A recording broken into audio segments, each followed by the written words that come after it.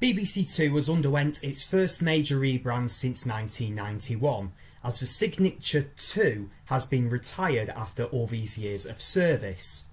I am not going to lie, but I am sad to see the end of the legendary 2, as it is something that I have not just grew up with, but I feel the logo has similar significance to the blocked 4 over on Channel 4, so it feels very similar to Channel 4 dropping their logo, or when BBC One got rid of the globe,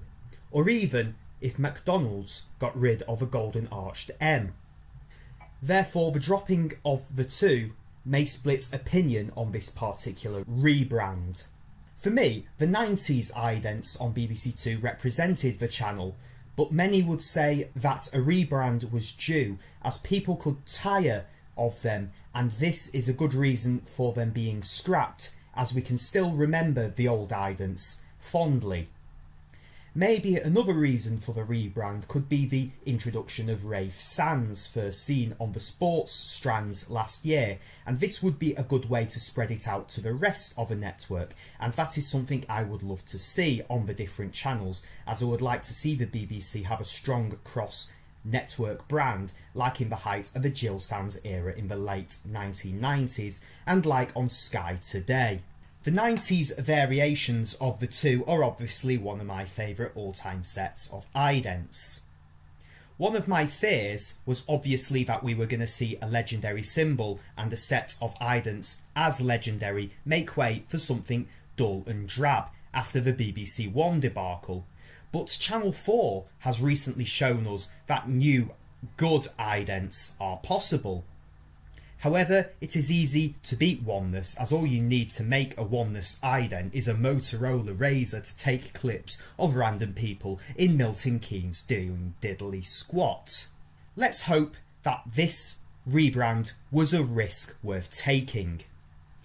We got to see the new BBC Two idents for the very first time on the 27th of September 2018. The recurring theme of these idents is the curve, which splits the screen into 2 different contrasts of colours, levels or textures. These idents, just like any other BBC Two ident of yesteryear, are creative. The controller of BBC Two said that these idents are supposed to represent the constant evolution and sense of quality of the channel.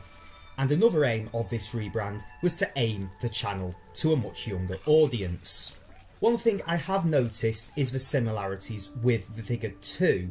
in which the curve has, and you can pretty much see a numeral 2 on many of these idents, so therefore they are clever in this way. I am all for keeping the old intact, and would love to see the famous 2 make its way into the 2020s, but maybe nostalgia plays too much of a role and could even halt creativity. I like to draw parallels between idents and popular culture, as keeping the old guard going could be a hindrance rather than a help when it comes to going forward and coming up with new ideas. A good example of this would be Britpop, which has its roots in 60s nostalgia, whilst adding elements of glam, rock and punk and many other things from decades running up to the 90s, but it still was a success and sounded new at the time. However, hoping for new material from a reunited Oasis might sound good, like BBC Two bringing back their old idents or BBC One bringing back the beloved balloon, but this may crush new great ideas and prevent fresh blood coming through, whether it is in the music industry with regards to Oasis or with idents coming up with new ideas which work well. You could also say this with the way the BBC Two idents in their second run didn't seem to have the same positive effect as they did in the 90s, as they came across tired and museum-like whilst they were reintroduced. And for this reason, drawing back to 90s music,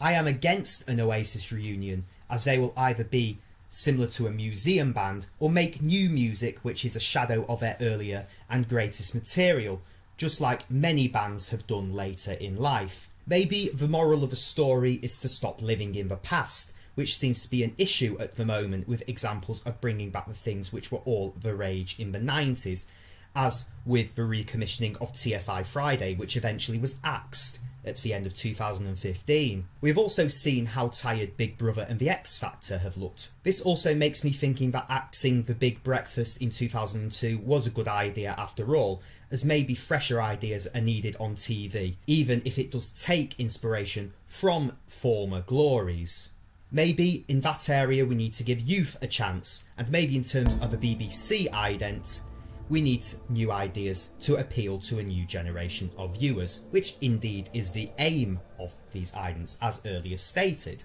Same things can be said about idents as can be about popular culture,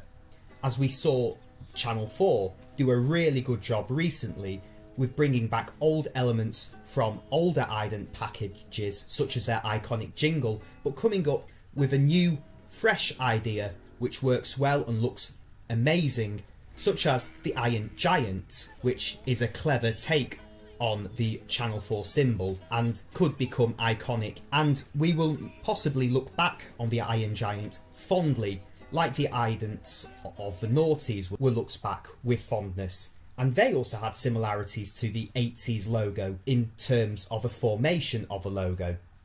And BBC Two has proven this point further with these creative and interesting curve idents. Maybe it was logical to get rid of a numeral 2, as the main channel logo is the BBC logo followed by the word 2, which tends to exclude the numeral.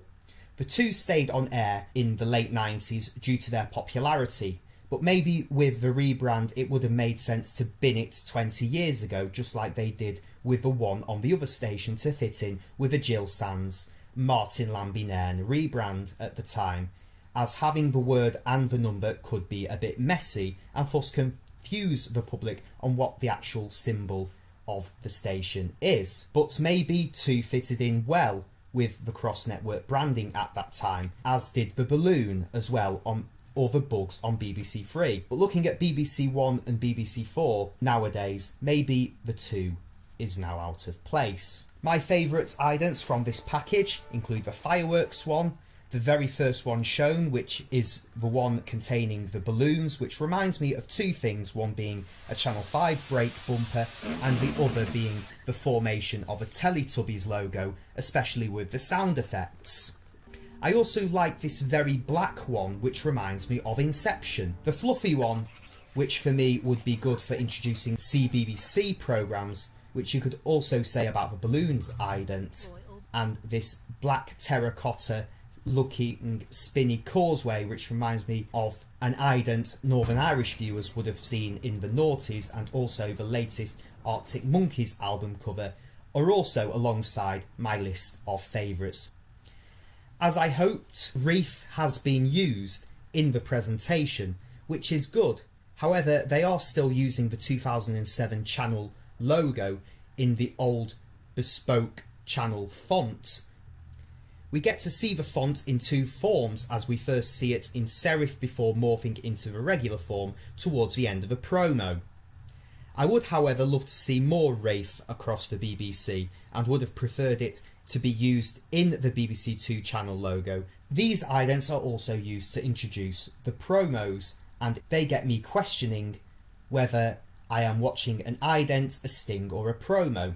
I think that these idents will also make good trailer packages and stings, and gets me to ponder whether modern idents would also make good trailer packages, or even work better as trailer packages, but maybe that's a discussion for another day.